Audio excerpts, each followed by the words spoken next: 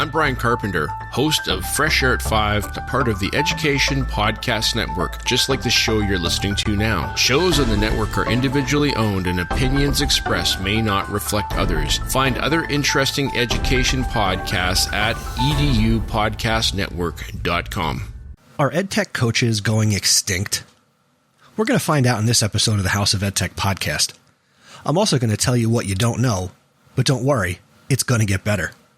I'm also going to jumpstart your creativity and your creative juices. We're going to get them flowing here in 2021.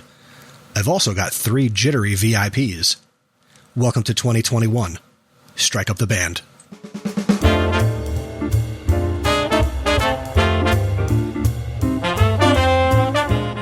Welcome to the House of EdTech podcast. I am your host, Chris Nessie. The House of EdTech explores how technology is changing the way teachers teach and the impact that technology is having in education. I discuss technology that is changing our classrooms and schools, and I share tools and tips that you can hear today and use tomorrow. You're going to hear the stories of teachers, leaders, and creators just like you. The purpose? Whether you use it or not, technology is changing the way you teach and how your students learn.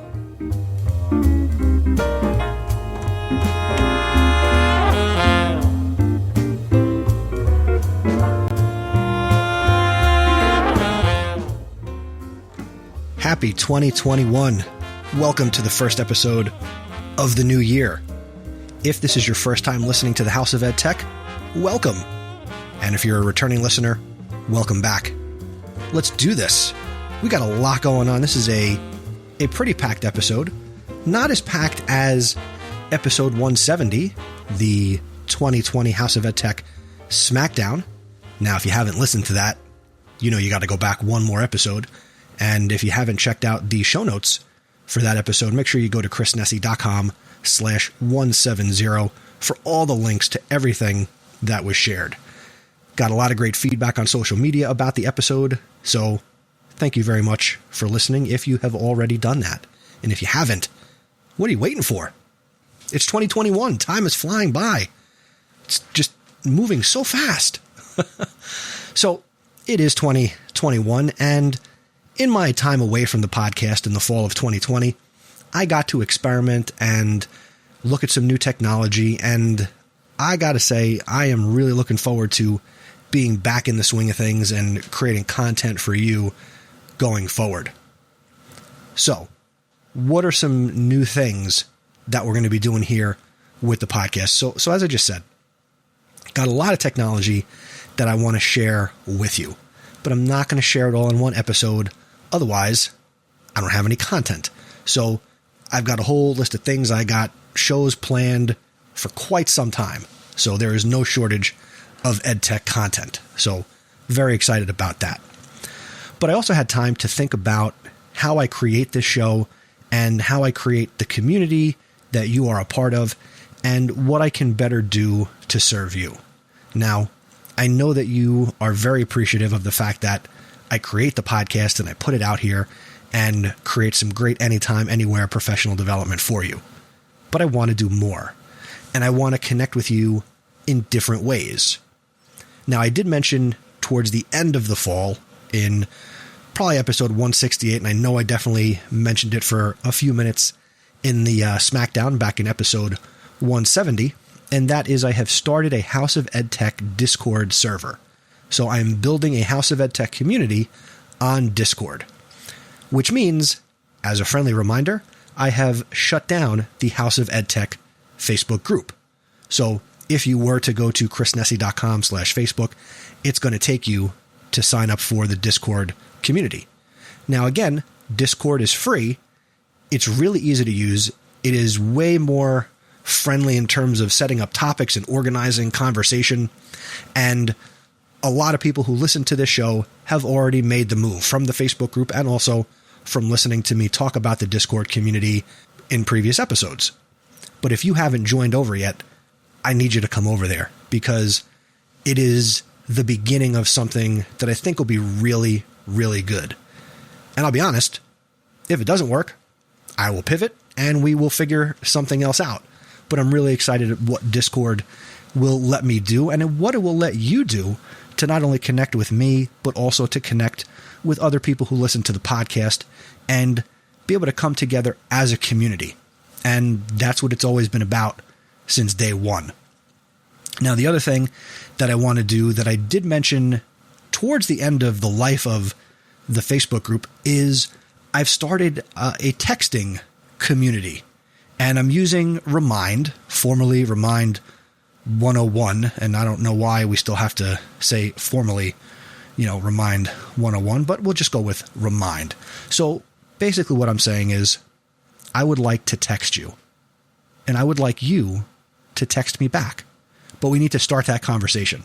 So what you need to do is text at HoET pod to 81010 or 862-206-5925, and we can have a direct texting conversation. So it's not just me sending out, blasts. We can text each other. You text me a question, I will text you back. And yes, I will send out a message here or there from time to time to everybody who is getting the text messages. But if you want to reach me directly, that's a way you can do it. So you can do that from on your texting app, or if you have the Remind app on your mobile device, you would have another way that you can reach me directly right on my phone that I carry in my pocket each and every day, slowly killing myself with whatever cellular waves are doing to us, right? So again, join the Discord, go to chrisnessy.com/Discord, and I want to text you. So text at HoETPOD to 81010, or you can text it to 862-206-5925. And you're not going to hear me talking about this on social media. So the only place that you're going to hear me talk about the Discord and how to text me is right here on the podcast. So don't worry. Only people who listen are going to be a part of the club, which is super fun. It's like double super secret probation. 2 more things before we get into the meat and potatoes of this episode. 2 new podcasts that I want to tell you about. The first, you just heard about it at the very top of this episode with a new Education Podcast Network bumper. And that comes to us from my pal from the Great North, all the way on the West Coast, the great Brian Carpenter. Brian has launched a podcast. Brian has been doing, if you're not familiar, his Fresh Air at 5 videos that he tweets every morning when he goes for his morning walk. And he's been doing this on Twitter for quite some time. In his videos, he reflects on whatever he's listening to. Could be an audiobook, could be some podcasts. They are short and they are packed with authentic reflection and learning right from Brian. And now he's turning his Fresh Air at 5 into a podcast. He's still going to be doing his videos, but I've been working with him and coaching him up, and he's going to be repurposing the audio as an audio podcast, which is really cool. So he'll be combining his daily thoughts into a once a week audio podcast.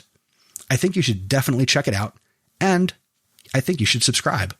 Go to his website, briancarpenter.com, and that's BRYONCARPENTER.com, or you can search for Fresh Air at 5 wherever you listen to podcasts. And to you, Brian, specifically, welcome to the Education Podcast Network. Very excited to have your content a part of the EPN family. Number 2, a new podcast. And this comes to us from my awesome supporter, Anthony Arnaud. He has launched the STEM Class Podcast, and his guests include Andy Weir, author of The Martian, Peter McDonald, just one of 5 surviving Navajo code talkers who later went on to become a project engineer for Howard Hughes, and a 97-year-old surviving real-life Rosie the Riveter, Dr. Frances Carter, who worked in a B-29 factory before earning her doctorate in education. You can hear his talks with these STEM pioneers wherever you listen to your favorite podcasts, and for more information, you can go to thestemclass.com. Congratulations on launching your new podcast, Anthony. I am subscribed. And now, let's get over to this episode's EdTech Thought.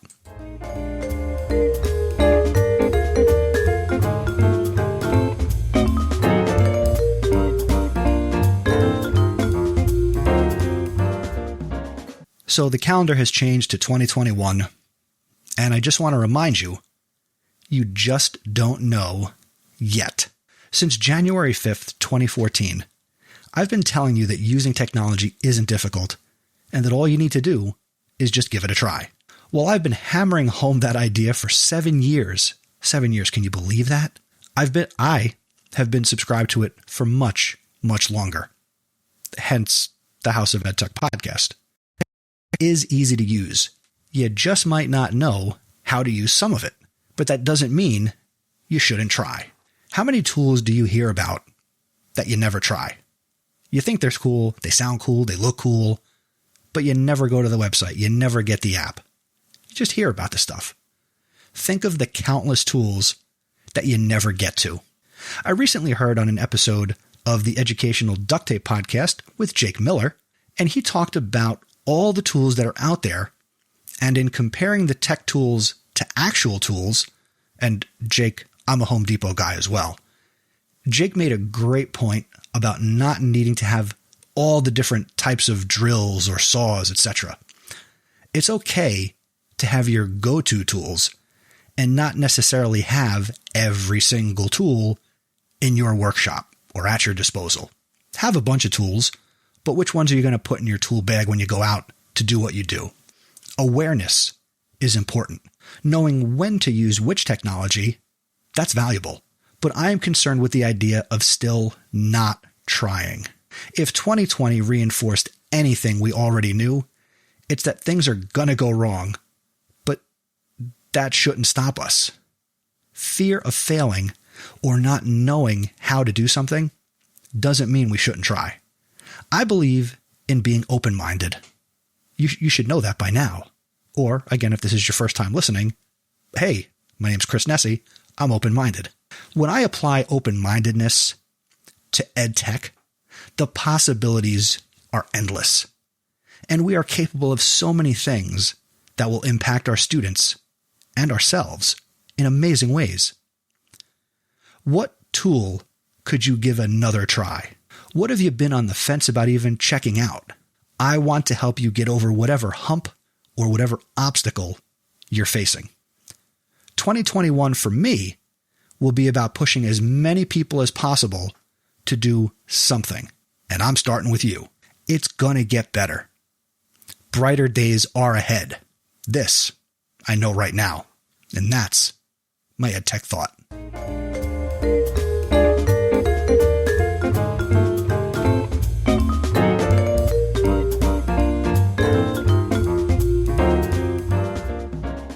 Today I want to recommend two tools that basically do the same thing. I like options. So after months of not hosting the show myself, I want to come out of the gate strong. That's why I want to give you two things to check out. I want to recommend two video editing programs. One I know I've mentioned before, but anything that's worth it is definitely worth mentioning again. One video editing tool I'd like you to consider checking out that's very powerful and free is called Shotcut. It's available for Windows, Mac, and Linux if you like to dabble, on Linux. It's available. It supports hundreds of video and audio formats. You can do screen, webcam, and audio capture, so it will edit audio and video together or separately, unless you feel like making a silent movie, which, cool, let me see it. It supports resolutions up to 4K. It's got a vast library of video effects, and you can find it simply at shotcut.org. That's SHOTCUT.org. And I've mentioned that before on the podcast. But if you want to get into video editing or you need something to recommend to your students, maybe consider recommending Shotcut. Check it out. Number two, it's called Davinci Resolve, also available for Mac, Windows, and Linux. From their website, quote, Davinci Resolve is the world's only solution that combines editing, color correction, visual effects, motion graphics, and audio post-production all in one software tool. Its elegant, modern interface is fast to learn and easy enough for new users, yet powerful for professionals. Davinci Resolve lets you work faster and at a higher quality because you don't have to learn multiple apps or switch software for different tasks.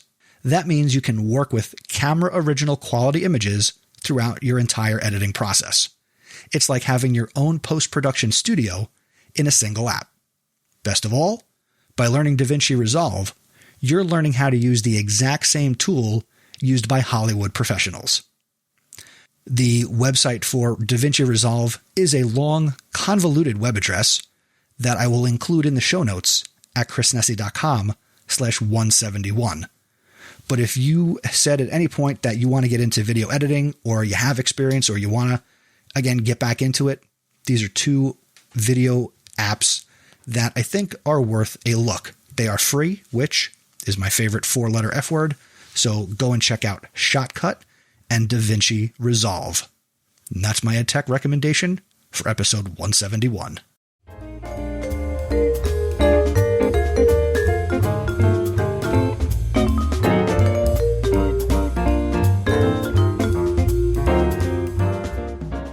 For the featured content, I want to recognize one of my awesome supporters, and that's Dan Gallagher.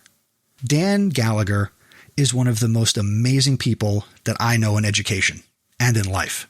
He's passionate about education, he's passionate about technology, and he's passionate about helping other people. Whether it's teachers, students, friends, family, Dan Gallagher is a stand-up guy. Dan is, as I said, one of my awesome supporters. And at the end of every episode, I shout him out and I mention his blog, gallaghertech.edublogs.org. Dan recently posted his first blog post in 18 months. I read his post and was genuinely moved by his words and what he shared. After reading his post, I immediately DM'd him on Twitter and I asked if I could share it here on the show, and he said that I could. I will link to his post in the show notes out at chrisnesi.com/171, and I want to share his post now. The title of his post is, Have You Ever? Have you ever had a post that you've been meaning to write and it's just taken forever to sit down and gather your thoughts? Here's mine. It has taken me this long because there was a lot of emotions involved in the situation.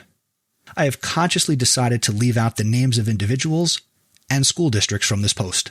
I felt I needed to record this as almost an explanation as to why I haven't posted on here for a while, and I think in a way, a means of bringing closure to a dark time for me. Let me take you back to the spring of 2019. My position in the school district was a teacher resource specialist for technology. I was housed at one of the middle schools and also worked with the math and science departments, grades 6 through 12.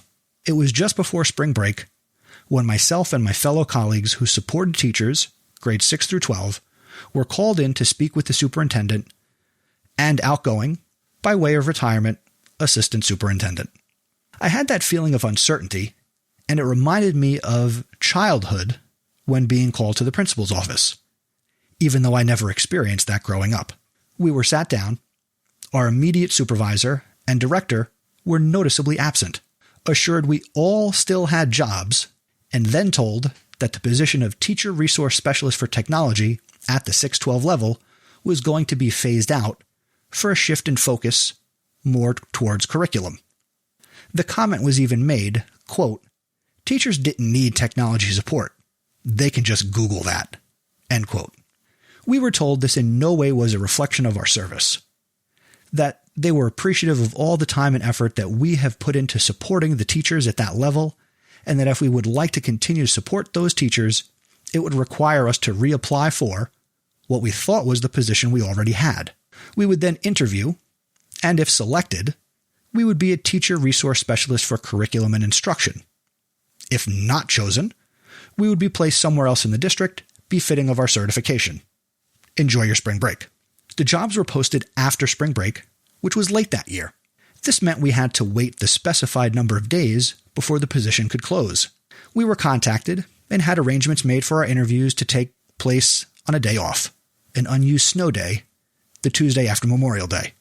There was some shadiness. I don't have the details, but the posting had to open up again after it closed for an individual to apply and have an interview even after the day of interviews took place. I personally felt the interview was the most unprofessional I've ever partaken.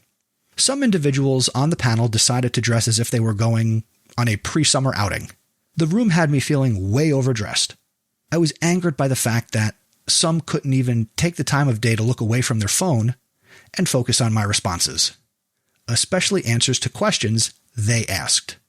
I walked away feeling so disheartened and disrespected that they were just going through the motions so that they could say I was given a chance. I figured their minds were made up and they knew exactly who they wanted. The school year continued on. It was getting down to the wire. They started to make their announcements of who they selected. One of my colleagues was chosen, and I am so happy for her because she was doing amazing work collaborating and planning with educators in grades 6 through 12. At the same time, during all this upheaval in my professional life, my personal life in the spring of 2018 had my wife and I looking to buy a home. One afternoon, I was driving to the bank to pick up our signed mortgage documents, feeling stressed about the process of buying a home. I received a phone call where I was told I was not selected and that a position would be found for me that my certification would fit. They would get back to me soon, and they would let me know what I would be doing next year. The overwhelming sense of frustration that came over me in that moment, knowing I served 7 years as a coach of teachers in this district, but also having previous experience from another district of being a coach, I was more than qualified for this quote-unquote refocused position. Finding out that some individuals were selected that had no experience in coaching, limited experience in presenting to teachers, as well as knowledge of one who has refused to collaborate with department colleagues, was a bitter pill to swallow. We now arrive to the last week of school. At the end of the week, I am closing on my house, and I still have no idea what I will be doing next school year. No idea what building I will be in, no idea what grade level I'll be teaching. So many unanswered questions, and just stuck in the limbo of the waiting game. Finally, on the second to last day of school, I get a phone call informing me that I'll be at one of the upper elementaries as a technology special area teacher. Almost a decade ago, I made the conscious choice to leave the classroom, leave being a technology teacher once before, to go into the role of working with teachers, because I felt I could make a bigger impact on education by helping teachers grow in their instructional practices than I ever could just teaching students, whether that was daily with my own classroom of 20 to 25 students or in a lab seeing an entire school once a week for 40 minutes at a time. I felt betrayed by a school district which I was loyal to for almost 8 years. It was like a slap in the face, and that summer I went into a very dark place. I was not happy. Rather, I was quite bitter, even to the point of saying disgruntled. So I started to look to jump ship, and I actually found a position that a district was hiring for that was perfect for me. It was going to be in an upper elementary school that was starting a 1-to-1 with Chromebooks program, and they were looking for someone who had experience in supporting teachers. I was perfect. I felt I hit the interview out of the park. I walked out of that school thinking to myself, I'm a shoo-in. But unfortunately, I didn't get it. I think I had made it to the point in my career where I had a level of experience where I became too expensive for some districts. The 2019-2020 school year started. I worked the entire school year as a computer special area teacher, doing the best I could for the students I had. I struggled, persevered, tried to be creative, but I have to be honest with myself. My heart wasn't fully in it. A pandemic hit and had to be a special area teacher teaching remotely, utilizing choice boards to create learning opportunities for students who I could not see anymore face to face. I had started to convince myself that this was going to be my lot in life. I felt I would never be able to return to coaching educators. I started to think that I was too expensive for districts to hire and would not find other opportunities. But as the school year started to come to an end, I was contacted by a former counterpart in another district who informed me a spot was going to be opening as a technology facilitator, and knowing that what had happened to me in my current district, I should apply. So I submitted an application, hoping that I wasn't going to be too expensive, telling myself that I needed to get back into the role that I love. I would take a pay cut even though the position was outside of the teacher contract, and that meant the position was a 12-month term, not a 10-month term. I went through the voracious rounds, did a demo training, received great feedback, but as my fears came to reality, I again was too expensive for the position. But hold out hope. They also were looking to hire a supervisory role, someone who would spearhead this team, and that I should definitely apply again for that position. Attempt number 2 went in a similar direction. Interviewed well, delivered a demo training, but ultimately they went with an internal candidate who was very qualified, and I was happy to hear they were selected. That meant that spot was going to open up. Do I go for a third try? I was encouraged to, and their director called and talked to me personally, but thankfully was honest with me and brought reality to my attention. There would be a significant pay cut to take that type of position. So I decided not to go through with a third attempt. As the saying goes, when one door closes, another one opens. One of my good friends from my former teacher resource specialist for technology team called me up and told me about a role which was posting in a district. Too far for her to commute, but might be better for me distance-wise. It would be about an hour commute for me, but after interviewing many times, 4 rounds in fact, I felt at home with this new team, this new school, and this new district. So traveling an hour each way won't be bad. It'll give me time to listen to podcasts. Plus, added bonus, this district could afford me. It actually ended up being a bump in pay for me. So, if you made it this far, first, thank you. Second, opportunities will come along when you least expect them. And finally, let me take back a phrase I said earlier. Look to jump ship. Loyalty to oneself is more important than loyalty to an employer. Your happiness matters. Find what makes you happy. Do what brings you joy. Dan, I am so glad that you're in a good place now. I know the details, and you, along with your colleagues, you got screwed. That's my opinion. A few years ago, if things were different, I would have been screwed too, because we could have been colleagues. So, the way I see it, your old district blew it twice. Once by not hiring me, and then by eliminating the job altogether. It's great to hear that, and so much of your experience resonates with me, and I know it resonates with other people who will listen to this. And you who's listening now, it might resonate with you. Thank you for putting your voice out there, and I know your words will help other people.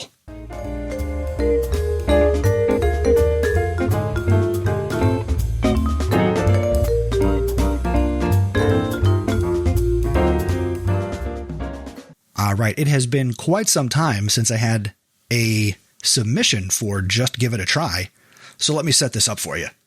Just Give It a Try is where I turn the show over to you because you shared something with me that you tried. Again, in every episode, I tell you that using technology isn't difficult, just give it a try. And Lori Watkins, she gave it a try. She reached out to me via Facebook after listening to episode 168. If you haven't heard it, go to chrisnessy.com/168. She wrote to me on Facebook the following. Thank you so much for the amazing tip about whiteboard.chat. My school district has my view board, and I don't like it at all. Not very user-friendly. I already uploaded a PDF activity and started using it today. She's talking about whiteboard.chat, and the students loved it. I had another question. Where do you find the little short audio clips, like the Ferris Bueller guy? I teach 6th grade science, and I try to make virtual meetings fun for the kids. They would love that. Lori, I'm glad you jumped into whiteboard.chat. I've gotten a lot of other feedback about sharing that as well. And again, I think whiteboard chat is way more powerful than Jamboard. So if you're somebody who's a big fan of Jamboard, go check out whiteboard.chat. Super cool, super free, super fun. And to address your other question about the short little video clip, the audio clips that I shared, I will include a link in the show notes to a Zoom call soundboard, which you can use in Zoom or you can use inside of a Google Meet. And the link for that will be in the show notes at chrisnessy.com/171. Now, let's meet this episode's House of Ed Tech VIPs.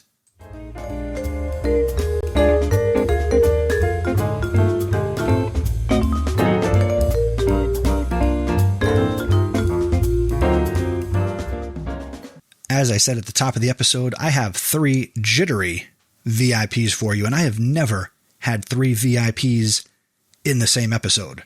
Of course, I have done 1. I have at times had 2. Never have I ever had 3. The House of EdTech VIPs for this episode are the 3 Caffeinated Coaches from the brand new 3 Caffeinated Coaches podcast. So I want to give shout outs to Georgina Dean, Shannon Moore, and Becky Colling. Their new podcast, the 3 Caffeinated Coaches podcast, aims to enhance the practices of instructional coaches, educators, and leaders by discussing research, interviewing experts, sharing their experiences, and engaging in a unique book study experience. That's right. They are using their podcast to conduct a book study. And I imagine after they get through their first book, they will do other books. That's pretty cool. They are on Twitter. Georgina Dean is at TechieLeaderEDU. Shannon Moore is at @SMoore_teach, and that's SMOORE_teach. And Becky Colling is at Tech with Becky. Their podcast is also on Twitter and Instagram. You can find it on Twitter at _3 CCS, and they are on Instagram _3 _CCS. You can find the 3 Caffeinated Coaches podcast on Apple Podcast, Spotify, or wherever you listen to podcasts. Connect with the podcast, connect with all 3, give it a listen, and join in the fun. Congratulations to Georgina, Shannon, and Becky. You are House of Ed Tech VIPs.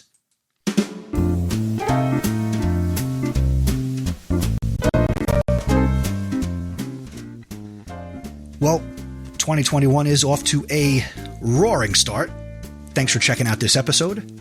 Keep the conversation going. I would love to connect with you and hear your thoughts on the information, the resources, and everything I shared in this episode. The show notes can be found at chrisnessy.com/171, or you can go to chrisnessy.com/feedback, and you can send me an email, post on a Flipgrid, get my Voxer, there's a phone number. Just go to chrisnessy.com/feedback. If you enjoy the House of EdTech, 2 things you can do. Number 1, you got value from this podcast today or any other episode you've listened to? Share it on social media. Tell somebody else about the House of EdTech. Use the hashtag House of EdTech. Number 2, you could consider becoming an awesome supporter. I already talked about Anthony Arnault. Many thanks to Anthony. Again, he's hosting the all-new STEM class podcast. Dan Gallagher, the spotlight shone brightly on Dan today. Go check out his blog post and his other writings and connect with him at gallaghertech.edublogs.org. Thank you to Carlos Garza, Mr. G, of the Aced Tech podcast. You can find it at aced.tech. Thank you to Peggy George. She is at pgeorge on Twitter. Thank you to my OG awesome supporter, Jeff Herb. Connect with Jeff at Jeff Herb on Twitter. Thank you to Mike Messner. He is at Messner_Mike. And I have a new awesome supporter. You might have heard of him. His name is Matt Miller. He is of Ditch That Textbook and the Google Teacher podcast. Matt Miller believes in the House of EdTech, and he's now an awesome supporter of what I do here. Thank you to JP Prezavento of the Bits and Bytes of Education podcast. Find everything that JP is doing at jpprez.com. Thank you to Lori Simpson. She is at North L. Simpson, and she is, of course, an awesome English teacher here in New Jersey at North Hunterdon High School. And thank you to Kyle Wilcox. He is at Level Up Ed Tech on Twitter. Thank you to all of you for your support. And if you are interested, go to chrisnessy.com/awesome and you can become an awesome supporter. The next episode of the podcast is episode 172. It's going to come your way on January 31st, 2021, and that'll be after I did a little live streaming for FETC 2021, which is January 26th to the 29th. I'll be doing that each night at 10 p.m. Eastern at chrisnessy.com/live. Until next time, thanks for learning with me, and remember, using technology isn't difficult. Just give it a try.